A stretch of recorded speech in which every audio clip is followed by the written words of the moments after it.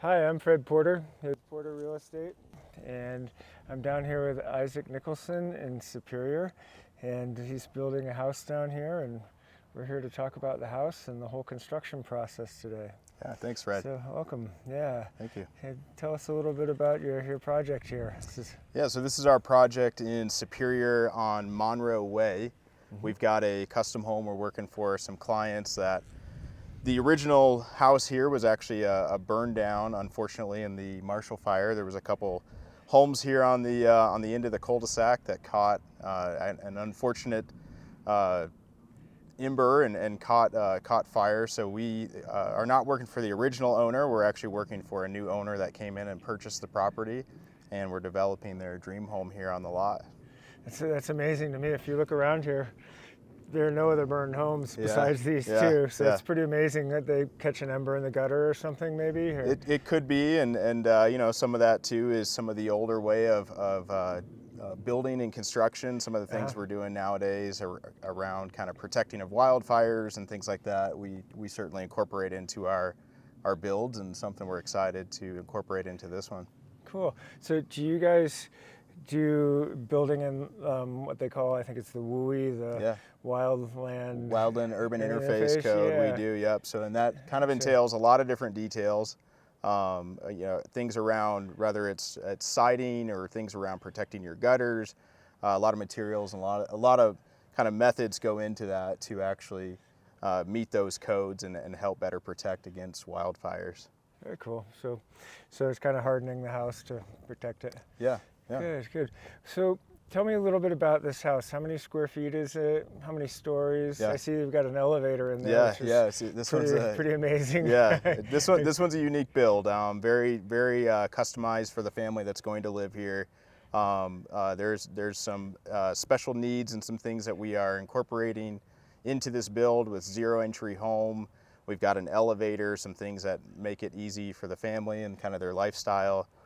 This home is about 6,500 square feet. It's 3 stories. It's going to have a tall basement, about a 10-foot tall basement, and then we've got a main floor and a second floor on this one. Wow, Yeah. that's huge. Talk to you a little bit about what you've done here. It looks like you've got the foundation in, but I'm sure there was a lot of work that went into getting to this point. That's right. We have 3 steps as a custom builder. We get involved very early in the process, whether it's project feasibility assessment or if we're moving right to a conceptual phase. We'll start drawing some conceptual plans once we've spent enough time with the client to understand wants and needs and what's going into the build. We kind of narrow everything down in that initial step 1, run everything through initial budgeting process. We're testing soils in that phase. We're really understanding a lot of the on-site assessments. What's some of our fixed costs? Are we working with city taps? Are we working with sewer taps, or are they already there? So we did a lot of that in our step 1. Once that's all done, we produce what's called a GBE. It's a general budget estimate. Okay. That then gives the client. And do you have drawings at that point? We have some very conceptual drawings. Okay. They're not dialed in full architectural, but we've kind of dialed in floor plans and some elevations. That's maybe? right. Yep. Yeah, some okay. very rough concept elevation plans. Enough that we have enough data then to run it through that general budget estimate. Okay. Once we work through that phase, we're going into a preliminary building agreement, and that's where a whole lot more work happens, where full architecturals are developed, structural plans are done, civil plans are done. We're consulting with a lot of the different architects and engineers, and then at the end of that phase, we produce what's called a DSQ. It's a detailed specification quote. So that's really the assurance that the clients have that all the pre-planning has been done, and then we can go into the construction phase with that detailed spec quote. Okay. That is all then presented to, if the client is getting financing or if they're getting a construction loan, all of that with those detailed developed plans and spec quotes go to the bank. They're finalizing their construction loan. And then you'll see where we are here now is we've kicked off our construction phase. So when did that start? So our construction phase started just about 6 weeks ago, and that was the third and final phase. Again, those 2 steps in pre-construction started right about a year ago on this particular build. Okay. Yeah. So it typically takes about a year It can take 6 months to a year? 6 months to a year, ideally 6 months. This one we went through some other things with the bank and final approvals, but plan about, depending on the size of house, 6 months to a year. Yep. Okay, because you got to get meet all the city codes and everything. That's right. And that takes quite a while. You got to get permits. City and everything. approvals, permits. Yeah, you go through all that in the kind of those early pre-construction phases before you actually start the third and final building phase. Yep, and then the financing too. You got to make Right. sure that that's all together. Okay, so you got all that done. Yeah. You dug a hole. Yeah. And here we are. And here we are. Yeah. We've got all right, let's walk up and, Okay. and talk about it. Yeah. Let's check it out. Yeah. Come on. Yeah. So yeah, this particular build again is a unique build for us. Very customized. Lots going into this build with a zero entry home. Things where even the client will be coming out of their main house level to a pad here that meets an ADA pad. So when our finished floor is in here, essentially we'll have an ADA sill. The client could roll right out from the main level of the house and come right onto the garage here. And there's a lot of unique features in this, and part of this is part of the civil engineering. You can kind of see around the edge here where, and I'll point this one out, we've got what's called a reverse brick ledge on this, where our trusses are actually going to set down it's integrated into the foundation wall. And part of that, again, it was with proper planning and drainage plans and total building height calculations. This was something that was specifically designed into this home so that we could bring the grade up higher and it not touch the wood floor. So there's a lot that's gone into this, just planning proper drainage and civil. And this one did pose kind of a unique situation with already being in a neighborhood here that's developed, because there's already specific draining plans. So again, working with the right team to be able to understand all the existing infrastructure and plan around that has been super important for this build. Cool. Well, we'll come back and we'll shoot more video here too as you go through different stages to give people a good understanding of what goes into building. I mean, people don't typically understand. There's quite a bit to this process. I mean, you've had soil work done here. You had to have all the frames built for the foundation. You had all the foundation poured. You've got underground plumbing that's in here already. You've got the base for your. You got an elevator pit in this one. An elevator, yeah. Yeah, and then the site drainage plan. You have to meet that, because when you get a big storm here in Colorado, it tends to flood stuff. So the water's got to get out of here. Yeah, that's right. Did you guys have trouble with expansive soils here? So this is where it's very important to do a soils test. We're in the Rock Creek subdivision here, again on Monroe Way. We've built a couple other homes around here, and not even a block from here. We tested the soils. Most of the soil here is very expansive, and some of our other builds we had caissons. Some of them were 35 foot deep, real massive caissons going down into the ground. This particular build, the way that the original builders or developers had developed this lot, they actually had clean, good fill on this lot. So that's why it's so important. I mean, you can have a few lots or blocks away, and maybe the soil's more expansive. This particular one, you can save all kinds of money again with not needing that. Sure. So if you just went off of a kind of an assumed area and just said, hey, that whole area is expansive soils, well, there's a lot of extra money that maybe could be built into the budget or the vision of selections or products. Expansive soils are really common in Colorado here.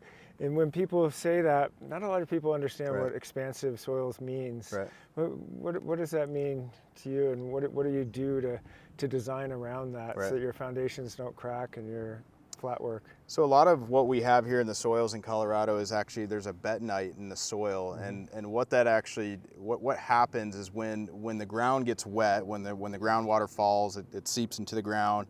It's actually it will expand. So that's the term the term expansive soils. And so what that can do is, if you've got a foundation or you've got load and calculation to bear a foundation on the soils, well, if it's not designed properly for that expansive pressure, that's when you get issues with with either settling, or you got heaving slabs, or you've got all these things that can happen because of that expansive soil. So that's why it's important to know if you have them, and if you do have them, there's good methods and means where you're designing around that, whether it's, you know, piers or caissons that are going down into the ground. Some of our engineers will spec in where you've got what's called void forms. So essentially the pressure is, you've got your caissons that go really deep into the ground, and that's meant to go sometimes even down to the bedrock in the soil. And then that expansive soil, there's areas where it's allowed to do what it needs to do without actually putting more stress on the foundation. So that's a key point in designing and building to what the specific soils are. Absolutely. And that's a big problem here in Colorado. You see tons of driveways that are broken, houses that have big cracks in them, and foundation walls that are cracked, and it's because the proper design wasn't done in the beginning and the proper installation. And so the expansive soils, water is what destroys most houses, you know, moves them. If you see houses that have moved, you see houses that are rotting, it's all in how your water is moving around your property. And that starts right now in the foundation. It does. You know, It starts in the planning. Did you guys put a French drain around here at all, or did you need to? Yep, so this one we actually have a double French drain. We have a French drain on the exterior and then also one on the interior as well, and that was just something that was a specific call from our geotech engineer. So that's, again, from one site to another, you might have one drain, and you might have, you know, on this particular one we've got two, and part of that is we've got a very deep, you know, tall basement on this one, so we're going deeper into the soil. And is that a sump over there?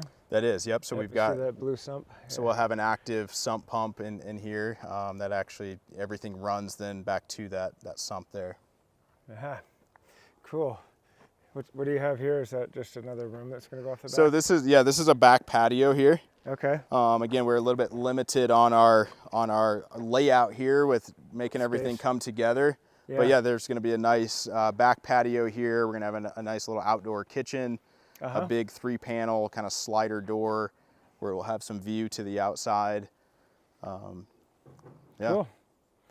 Is this going to be a flat pad, or is it? It will. So this will be poured up again up to the kind of that level of the house, just kind of keeping that zero entry kind of theme throughout the entire house, front and back. We'll keep it zero entry.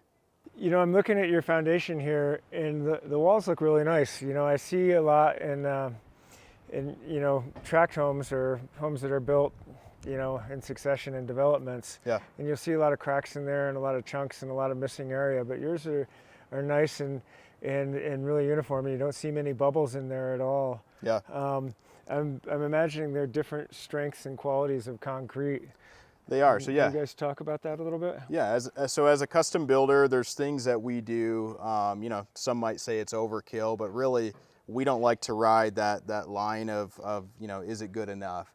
So things that we do on our particular builds, a lot of our concrete's much higher yield strength. A lot of times we're using a 4,000 or 4,500 PSI concrete. All of our flat work, we're doing 4,000 to 4,500 PSI on our concrete, a lot of times thickening our edges. So a lot of those extra things, in the grand scheme of it, it doesn't add a whole lot more to the cost of a build, but really it's the right way to do it. In our mind, you know, again, if things engineer out and the requirement was 2,000 or 2,500, and that just barely is that calculation where, hey, things, you know, things could get by. You know, for us, we stand behind what we build. We want to put in a good foundation. We want this to be, for this particular home, this is probably their forever home. So why not build it that way? Why not plan it that way? Why not have all of that additional strength, especially from a foundation and in these key areas like we're talking about in Colorado, have that a part of the build. So when they say 4,000 PSI concrete, what does that mean? Yeah, so what that is there's a whole lot of testing that goes into once the concrete reaches its compressive strength. So what that means is the PSI stands for pounds per square inch. So they're putting it under, you know, rating to be able to test that this, for every square inch, this could handle 4,500 pounds of pressure. Versus 2,000. That's right. Yeah, twice. More than twice. Right. Yeah, okay. Isaac, this has been really cool to see this project at this stage. I'm Yeah. really excited to come back. We'll come back in another probably 6 weeks, Yeah. something like that. And by that time, you should have a bunch of framing up. Yeah, and we we'll should look at be it. going vertical by then. Yeah. Good, good. Yeah, we'll come back and look at the framing, and we'll talk about that and talk about how you guys frame a house. Yeah. You know, also talk about it from a custom builder standpoint versus, you know, a tract built home. Right. And Yeah. Excited for you to stay tuned with the build and keep up with the progress. yeah, And would love to have you guys back out. And yeah, if you're looking for a builder, look for Issac Nickelson. Nickelson Construction is our company. Again, a design build team. And if you're looking for a good realtor, yeah, I'm Fred Porter with Porter Real Estate, your no-co realtor. You can look for our contact information below in the description here, both for Nickelson Construction and Porter Real Estate. And hit the subscribe button to follow along in this project. stay tuned. Yeah, we're Thank stoked to you. see you. Thanks All for right. watching. Appreciate it. Yeah.